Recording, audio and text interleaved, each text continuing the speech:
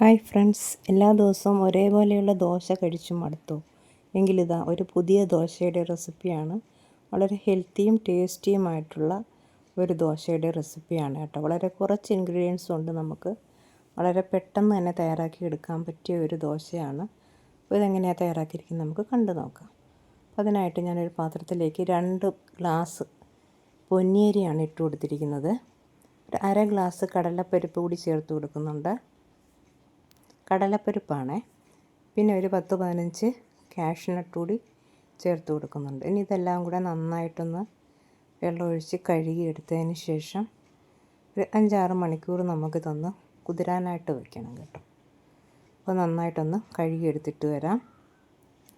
നമ്മളിവിടെ കഴുകിയെടുത്തിട്ടുണ്ട്. ഇനി ഇത് കുതിർന്ന് വരട്ടെ. ഇപ്പോൾ ഒരു 6 മണിക്കൂർ കഴിഞ്ഞിട്ടുണ്ട്. അരിയും പരിപ്പുമൊക്കെ കുതിർന്ന് വന്നിട്ടുണ്ട്. അപ്പോൾ ഇനി നമുക്കത് ഒരു മിക്സിയുടെ ജാറിലേക്ക് മാറ്റി കുറേശ്ശെ അരച്ചെടുക്കാം. നമ്മൾ സാധാരണ അപ്പത്തിനും ദോശയ്ക്കുമൊക്കെ ആട്ടത്തില്ലേ, അതുപോലെ ആ പരുവത്തിൽ നമുക്ക് നന്നായിട്ട് അരച്ചെടുക്കാം.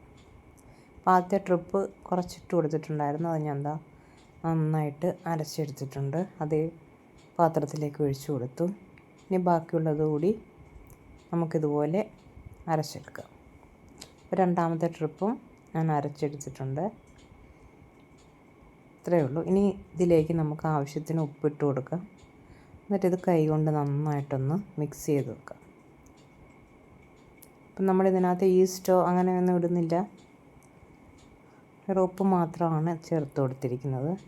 അപ്പം നന്നായിട്ടൊന്ന് മിക്സ് ചെയ്തിട്ട് മൂടി വെക്കാം. അപ്പം ഞാനിത് അരച്ചെടുത്തിരിക്കുന്നത് രാത്രിയാണ്. ഇപ്പോൾ രാവിലെ ആയപ്പോൾ മാവൊക്കെ പൊങ്ങി വന്നിട്ടുണ്ട്. കുറച്ചും കൂടെ ഒന്ന് കട്ടിയായിട്ടുണ്ട് മാവ്. അപ്പോൾ ഇതൊന്ന് നമുക്ക് ദോശയുടെ പരുവത്തിൽ ആക്കിയെടുക്കാനായിട്ട് കുറേശ്ശെ വെള്ളം ഒഴിച്ചൊന്ന് കലക്കി കൊടുക്കുക. കുറേശ്ശെ വെള്ളം ഒഴിക്കണം. ആദ്യം നമ്മൾ ഒരുപാട് വെള്ളം ഒഴിക്കരുത് കേട്ടോ. അപ്പോൾ വെള്ളം കൂടിപ്പോകാൻ ചാൻസ് ഉണ്ട്. അപ്പോൾ കുറേശ്ശെ വെള്ളം ഒഴിച്ച് നന്നായിട്ടൊന്ന് കലക്കിയെടുക്കുക.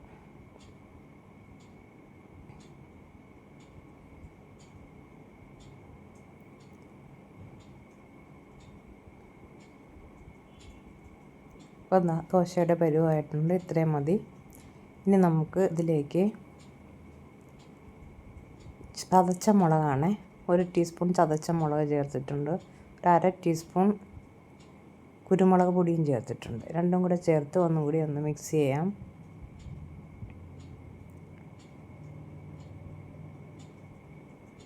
നന്നായിട്ട് മിക്സ് ചെയ്തിട്ട് ഇതങ്ങോട്ട് മാറ്റി വെക്കാം. ഇനി വേറൊരു പാത്രത്തിൽ ഞാനൊരു മുട്ട തട്ടി ഒഴിച്ചിട്ടുണ്ട്. അതൊന്ന് നന്നായിട്ടൊന്ന് മിക്സ് ചെയ്ത് വെക്കാം.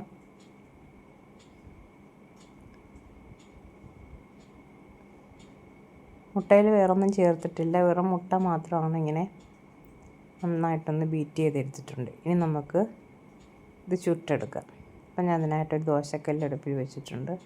കുറച്ച് എണ്ണയും തേച്ച് കൊടുത്തിട്ടുണ്ട്. ഇനി നമുക്ക് 1 സ്പൂൺ മാവ് ഇതിലേക്ക് ഒഴിച്ചു കൊടുക്കാം.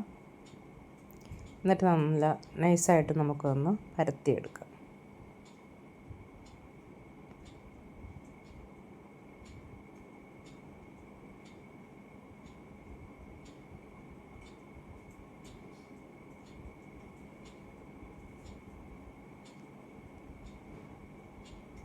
ഇനി നമ്മൾ സാധാരണ ദോശ ഇടുന്ന കണക്ക് തിരിച്ചും മറിച്ചും ഇട്ട് ചുട്ടെടുക്കാം. ഒരു സൈഡൊന്ന് റെഡിയായി വരുന്ന സമയത്ത് നമുക്കതിൻ്റെ മുകളിലേക്ക് കുറച്ച് ആ മുട്ടയുടെ മിക്സ് ഉണ്ടല്ലോ, അത് ഇച്ചിരി ഒന്ന് ഒഴിച്ചു കൊടുക്കുക. എന്നിട്ട് അതൊന്ന് സ്പ്രെഡ് ചെയ്ത് കൊടുക്കുക. അതിന് ശേഷം ഇതിനെ ഒന്ന് തിരിച്ചിട്ട് കൊടുക്കാം.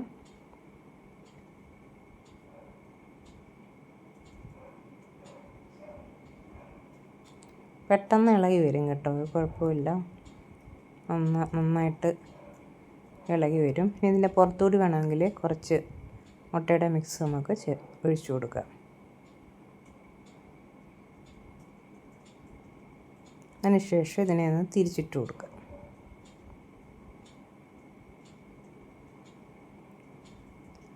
അങ്ങനെ തിരിച്ചും മറിച്ചും ഇട്ട് നമുക്കിത് ചുട്ടെടുക്കാം.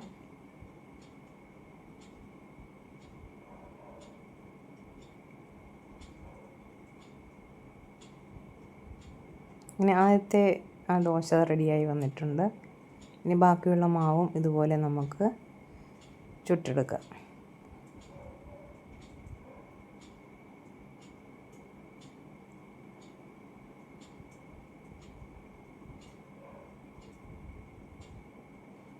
ഇതിൻ്റെ കൂടെ സാമ്പാറോ ചമ്മന്തിയോ എന്തായാലും മതി.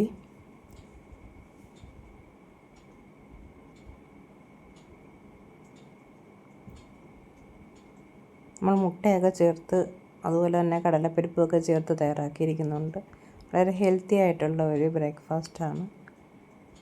അപ്പോൾ ഏത് കറിയുടെ കൂടെ ഇത് നമുക്ക് കഴിക്കാവുന്നതാണ് കേട്ടോ.